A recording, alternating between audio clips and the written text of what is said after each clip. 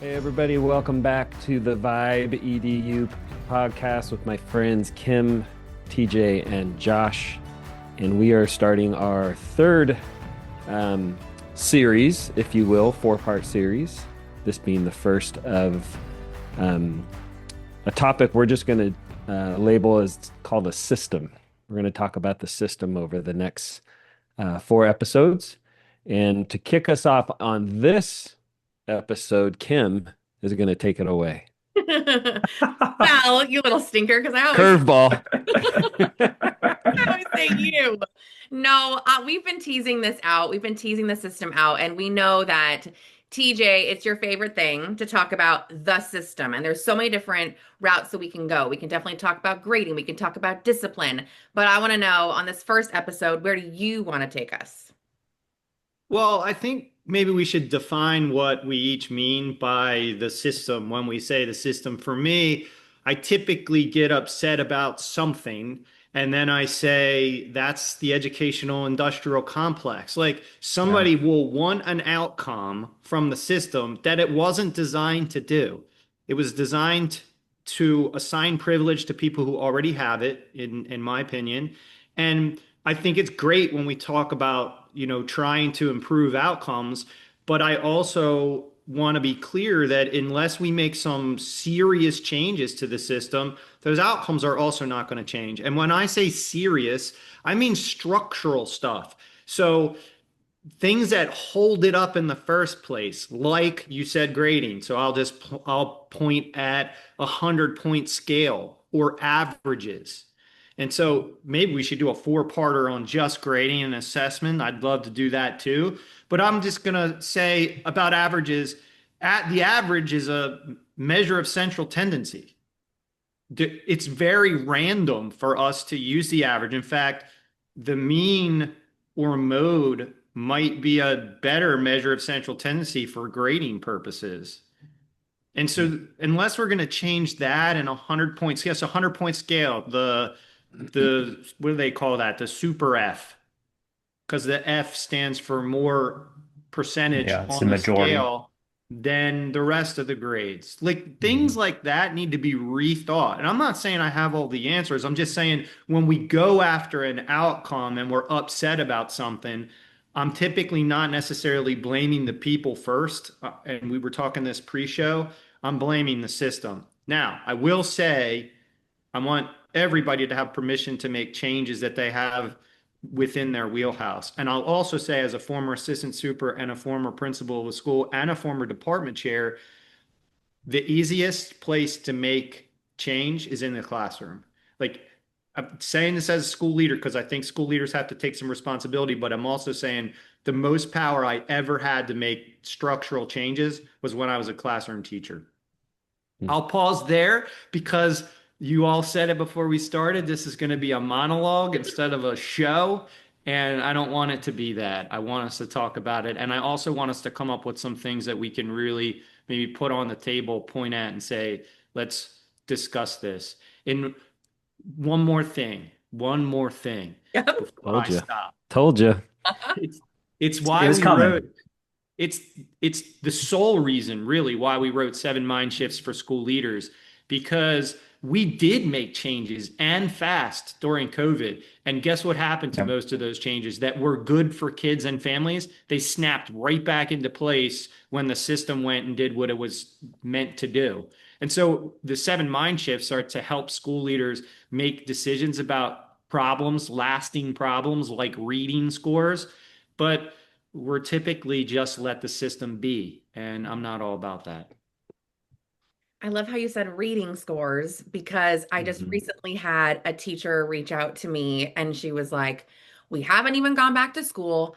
Already had a meeting with our administrator and the superintendent, and they came in saying our reading scores at our specific school site in our district are the worst of the worst. And I was like, okay, let's talk about this. And she's like, I feel like I would have normally spiraled out of control, but I know that I can only control my classroom, right? Just what you were saying, like you want to have the impact, it starts in your classroom. And she was like, we also have an instructional coach who is their sole, duty and job and role is around supporting us in this reading curriculum that they've adopted or whatever. And she's like, but that instructional coach is still learning. They're still learning on what to do and they're learning how to be a coach and it's not working. That's a system thing, right? And when you say like, we can talk about the system in all these different contexts, like, yeah, I would say that's a system thing right there. But I love, TJ, what you said about you need to take action, which I feel like that's why I wrote my book, Becoming the Bison. It started in my classroom. I knew that change in the system had to happen. Teachers didn't know what they were doing to support the behaviors of kids, so I went in search for it.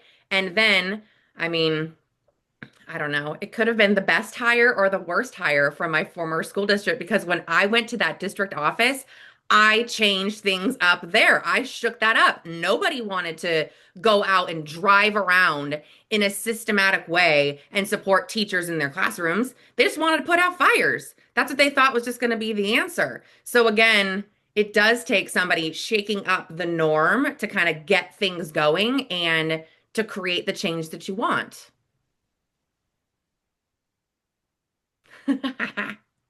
If it's the system, so here's something for school leaders. I think teacher systems too. But if it's the system that is broken, what we need is not to put out the fire, but to build a different system.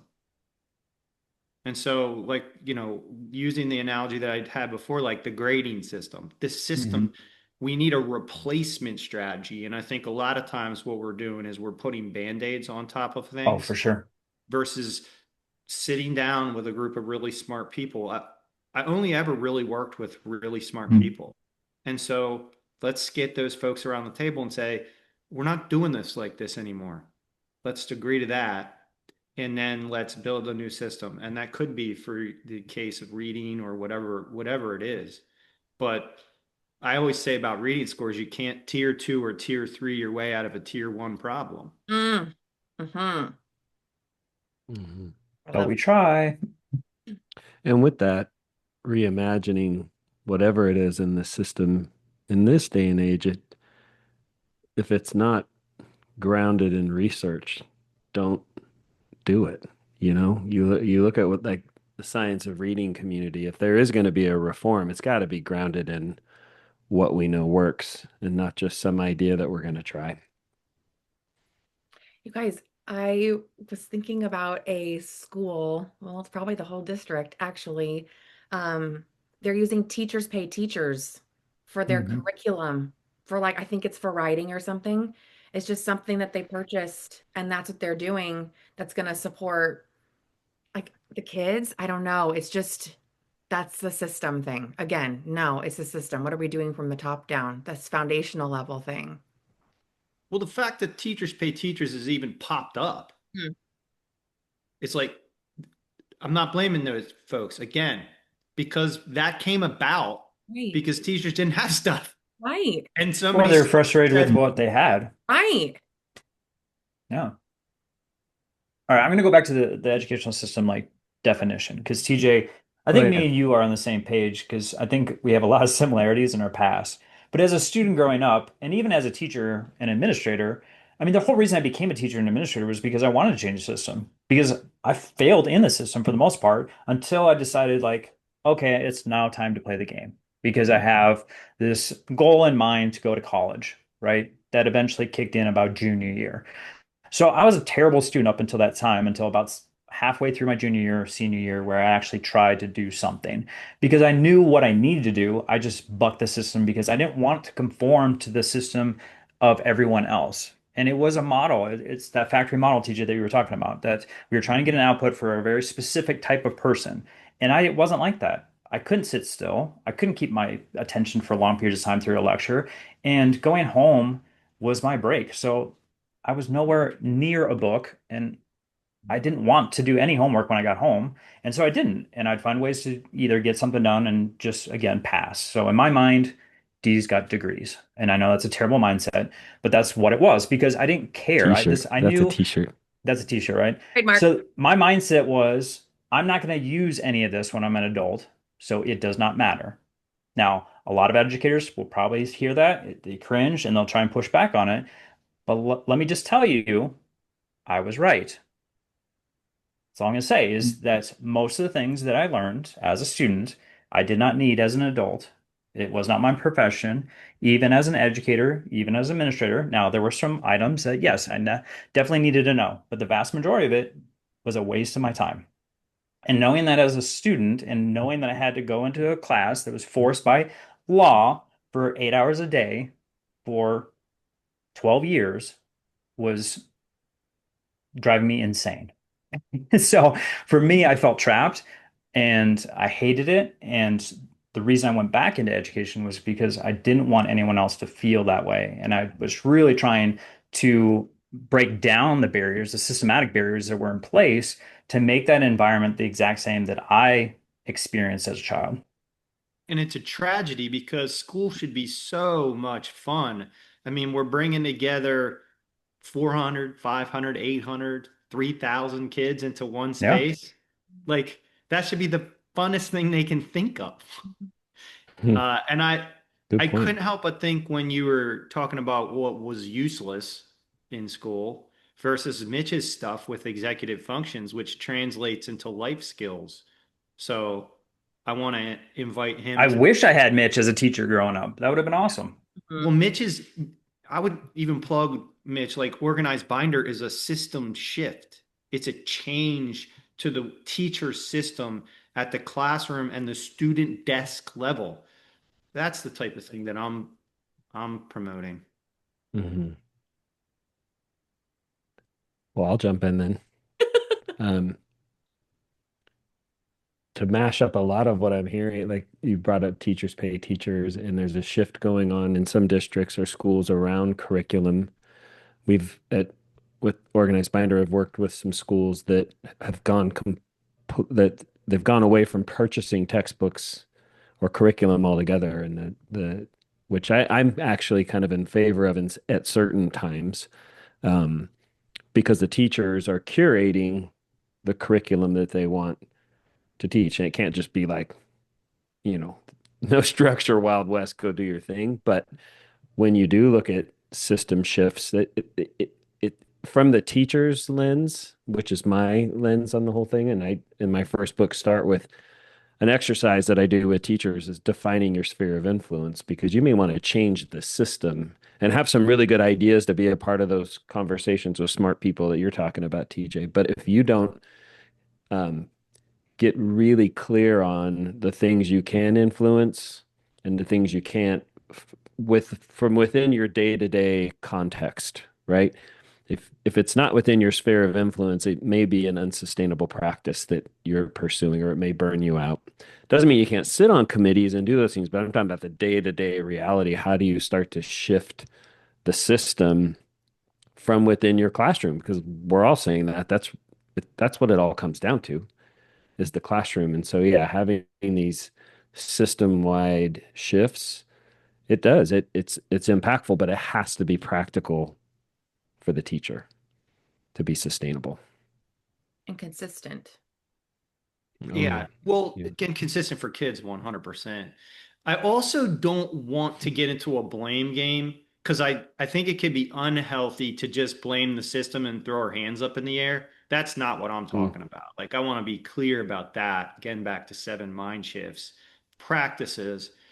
But Mitch, I love that activity, sphere of influence, because I think there's some things back to, the blame part that we think are not in our control that are.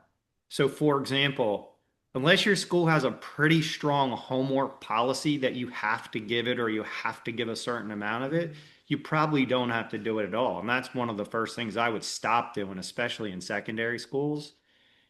Kids are in school for 7, 8 hours. If we I would can't get rid of it accomplish for what we elementary need too. to, like, we've got a problem with the 7 and 8 hours, not giving them more work to do at home. Yep. Mhm. No, my kid in elementary last year got a boatload of homework And it increased as the year went on. While his perspective of school was great at the beginning of the year, super excited, having a great time, to by the end of the year, didn't want anything to do with it. Why? Because he had to go and it took a lot of bandwidth. And Mitch, you probably talk about this too, as far as learning and trying to be on his P's and Q's, making good decisions, because sometimes it's hard for him, and staying focused, learning. And then he has to come home and he has to do, a thick packet of work. And then, the kids that get it done are rewarded, the ones are not, don't get anything.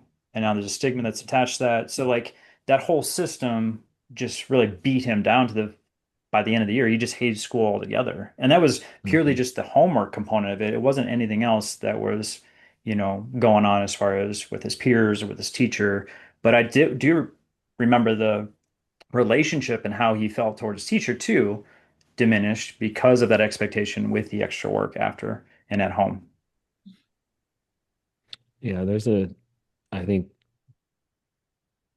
when we consider the system or our own practices within the classroom, the why behind everything you do, and it can be exhausting getting to the why behind everything you do, but over time you have to. And that's Kim, like the mentorship that's happening over time. It's, you know, coming back to each and every practice, each and everything you do, what school leader or teacher, but again, my teacher brain, like, why am I giving homework? And I did it early in my career. And I was like, I'm using it as a formative assessment. And then I went to a bunch of my kids' homes and had dinner. And I was like, oh my gosh, this is totally inequitable, completely unreliable beyond that. Like homework's not going to guide my understanding of where you are with the instruction and the curriculum things we're learning. But you also go to such varied experiences that it's wildly inequitable to give this one thing and expect you all to be able to do it. And without getting into all the stories and things I learned, I think getting clear that intentionality behind everything is going to help design or shift a system in a better way. But so often in education, we just do what was done to us, Right. right? I mean, so much of like really gifted teachers figure that out over years usually. And why is it such a guessing game? It doesn't have to be a guessing game. There's certain things, but you know what I mean? There's some things that why aren't we talking about this in teacher credential programs? You know, why aren't we talking about executive functioning skills in a teacher ed program? It's not talked about, you know? So I think getting to that why and being thoughtful or intentional about what we're doing. And there's another piece when we talk about homework, depending on the parent community that you serve, they may want that hour of homework. Where my kids both K-8, you guys all know this, went to a public Waldorf school, and it was like homework was, they wanted kids outside running around. Like, there was never, you know. But that was very opposite of my niece's experience. In kindergarten, they had an hour of homework every day. And when my sister-in-law went to the teacher and said, like, what is going, like, this is insane, you know? And the teacher said, I completely agree with you. It's the parent community. If I don't do this, I get calls. Like this is what I kind of have to do to appease the parents. And I'm like, yo, time to go to a new school in my book. Seriously. Yeah. And the parents who don't agree with that policy and have the ability to will just train their kids on how to just go through the motions. So something else we don't teach teachers typically in their prep programs is about effect sizes. Homework, the effect size, especially as kids get older, is just tiny. Like it doesn't matter. But I empathize with teachers who have the rule to do homework. I'm going to give 4 tests, real quick tests. If you have to give homework, it should pass these 4 tests, and you guys might add a fifth. The first is that it's not time bound, meaning you don't need to turn it in tomorrow. Because like the minute you make it time bound, kids without executive functioning skills are going to mess it up. Lots of people don't have the ability to do things timely. So it's not due tomorrow or it's not due on a timetable. They should be able to do it on their own. So the minute you assign, like, you need to make a poster, that means somebody at home has to go to the CVS and get a poster, right? And so that they have to be able to do it on their own. The penalty for not doing it should be very low, if at all. Like, I came in today and it was supposed to do a thing, but I didn't yesterday because I had soccer practice. Like that, there's no penalty. And the fourth thing is it should be connected to something that the kids already know how to do, not new learning. And if homework 100%. can pass those four tests and you have to give it, I'm okay with it. But that's a redesign of the system versus the worksheet that's due tomorrow. And the first thing you have to have it on your desk, and I'm going to come around and check it. And if you didn't do it, you get a 0 on a 100-point scale. Like that, that system is what needs to be replaced with something different. Yeah. We I always agree. did, again, like first grade brain. I remember being part of a team where they're like, we always do reading logs. Like, you have to, now that you're part of our team, this is what we do. We do reading logs. I was like, okay, I'll do a reading log. Like, what does that look like? Right. So are you gonna print these out? Are you gonna print these out for me? Do you want me to print them out? Like each month, what does that look like? And they're like, no, we'll print them out. We'll give them to you. You just like, we'll make all your copies. It's like, okay, check that off my list. I don't have to do that. And Wow. at the Yeah. beginning of the month, you're just gonna put them in their little folders and they're gonna take them home. And I was like, well, then what do we do with them? Well, at the end of the month, you're gonna collect them and then you throw them away. And I was like, oh, this is so gross. What are we doing? Like, really? Okay. So then, I mean, fast forward, I mean, of course, they like do what you do, you follow the system, right? And so eventually I was like, I think we could like do this just different. And by the way, like I'm pretty sure that I can award a brag tag. And we were at VIBE EDU. We talked about brag tags for a long time. Like teachers, elementary teachers especially, love talking about that. But guess what? Even if you turned that thing back in and you like colored it, like I don't even care if you like wrote out the book titles or anything. If you colored it or something, I'm gonna give you a brag tag. For the month of October, you're gonna get a brag tag for your, reading log. And some parents, like we said, they needed that reading log. They needed the reading log because they grew up also doing a reading log for themselves when they were in elementary school. They also Right. wanted to make sure that their kids were reading, right? Were practicing, or they wanted a job. They wanted to read with their child. There were some parents like that. So, okay, great. That reading log came in and it was filled out and it had parent signatures and everything. But guess what? At the end of the day, everybody's getting a brag tag for it, right? Like Yeah. every single one of them. So, I don't know. I think, again, that's a way to kind of like redesign the system so that it works for everybody and it feels good for you as the teacher, too. I'm pretty sure Josh didn't do his reading log. Probably What is a too. reading log? What is a reading log? I don't know what that is. It's weird. I'll still give you a brag tag. I was gonna say, Kim, you would be very creative with getting me a brag tag at some point. I would have loved you for that. Because if I had a teacher, and this was the thing, is I always felt like there was a disconnect between what I needed as a student and the system and what they provide, right? But if I had a teacher that was kind of outside the skirts of that and really truly felt like they cared about me as an individual, I'd run through a wall for that teacher. And Yeah. I speak on this, especially when I do like my keynote and stuff. I put up like all of the behaviors that were essentially survival mode behaviors. I was the flight kid, right? So all that being said is I got an A in Shakespeare, y'all. Like how like nobody understood. They thought like the teacher was like giving me too much grace or like and he like even my mom, I remember the parent teacher conference. My mom sat there across the table from him and she's like, I think you got this wrong. He has an A in this class. Like he's not doing well in the other classes. Is this an error? And he was like, no, he's doing awesome. Like he's attentive, he participates, he's doing well on his tests, he's doing awesome. Is it because I love Shakespeare? I mean, now I do because of his influence. But at the time, no, I didn't love Shakespeare. I loved him. I loved the fact of like how he made me feel and how he asked and had conversations with me and how passionate he was about the material.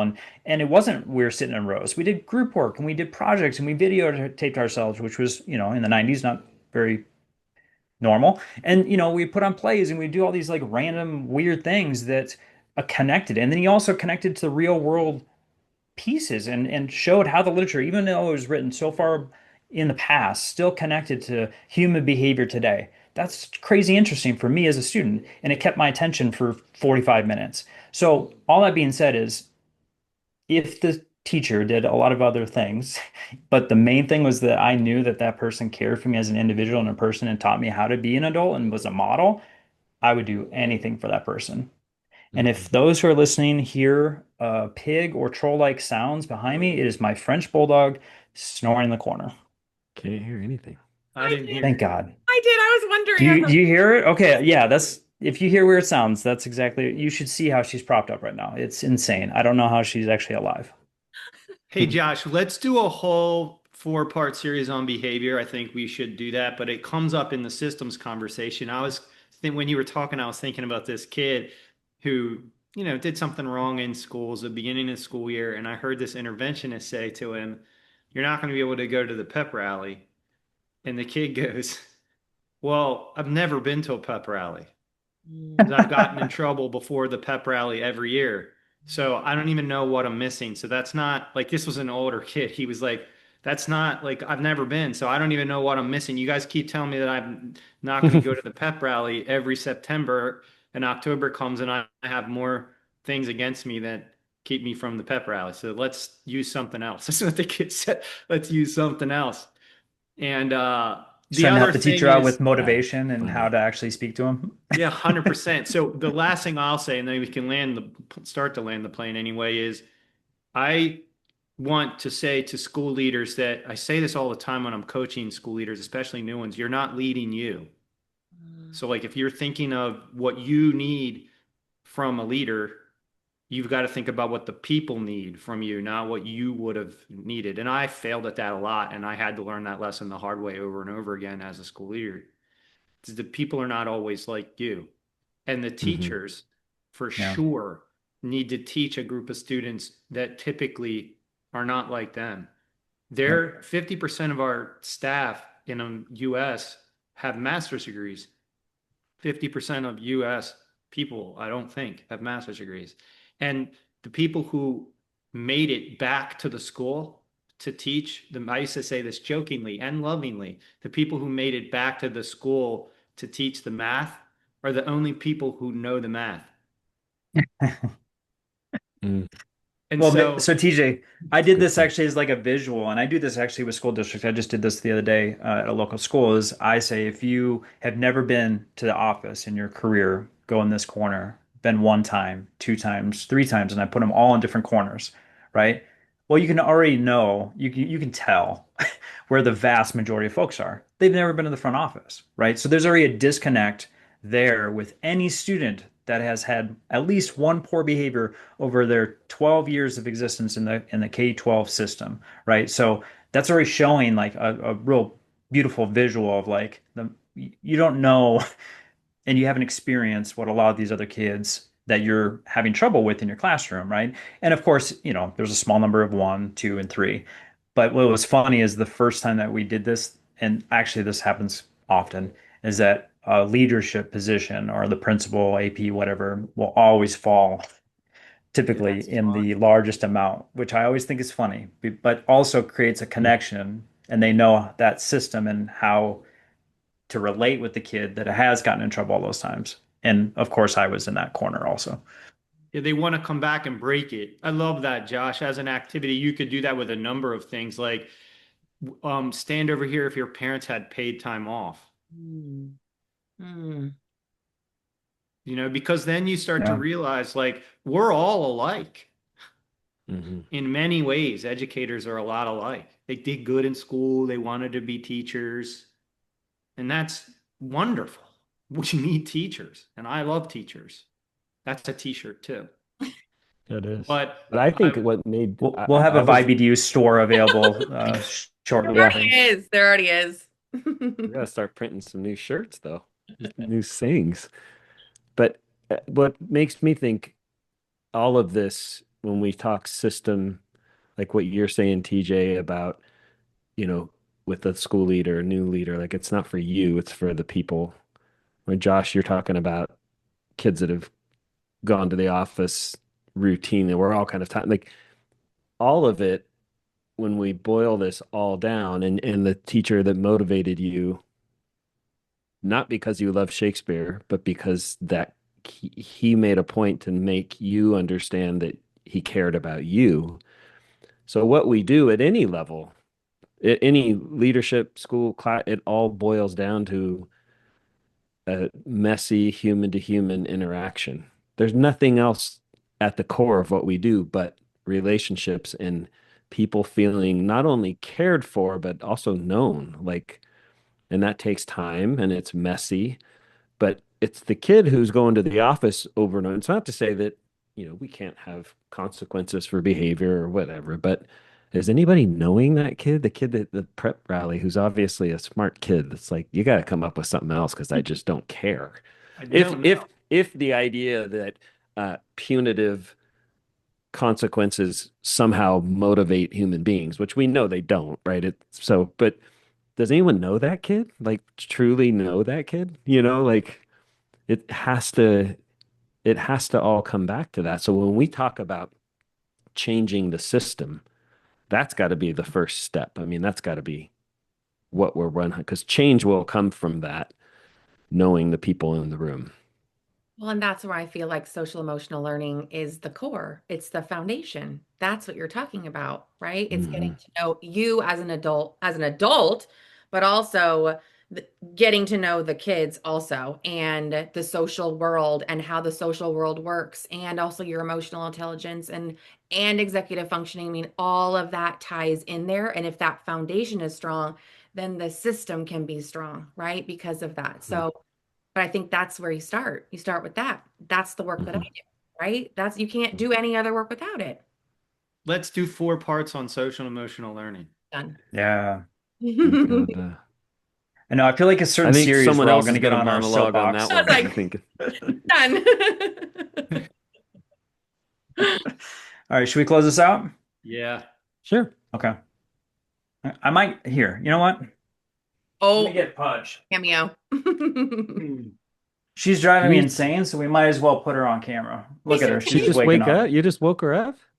No, she's gonna start snoring here in my arms too, but I was hoping that she'd pipe down. So for those who are watching on YouTube, I want you to put in a comment if you have a dog and what the dog's name is, because this is Pudge and she is driving me insane right now. And then the But second Kim knows how comment this should works. second comment should be, of all the t-shirt slogans that we came up with, which one should be the first one to be produced? I think Pudgy Prize. And if you leave is that not comment, we will make those t-shirts. true. Look at Mitch. Mitch has a t-shirt guy. He'll call the guy. Yeah, I guess so. I guess Mitch is building the store too. All right, so It's done. I got a girl and a has a store. store. It's done. There you go. perfect. Don't use Stripe though, Mitch. All right, so that's a whole nother story. Oh. Anyways, I know where for you're those who going are with that. watching, yeah. For those who are watching, we'd love for you to subscribe, put in comments. We have comments that we refer to the last episode in Spotify and YouTube. We love them. We want you to continue to do that. Any feedback, if there's something that you're struggling with the educational system, maybe there's something that, we struck a chord today, you want us to touch on even further for future episodes, make sure that you're reaching out to us. Of course, in the show notes, we have our links to our websites, and you can contact us through that. Kim has a beautiful community that you need to be a part of if you're not yet. And of course, we provide educational services in all different fields, the 4 of us. So if we can support you in any way, please let us know. And we just love that you are a part of this conversation. We want to bring you in to the communities. We want you to have the support, the education, and of course, if we can, do anything for you, please let us know. But we are super excited about the educational system conversation. TJ's been chomping at the bit, so I'm looking to pull more out of him and have him pound the table even harder next episode. But with that, we hope you have a wonderful week, and we look forward to having another conversation with the educational system next week.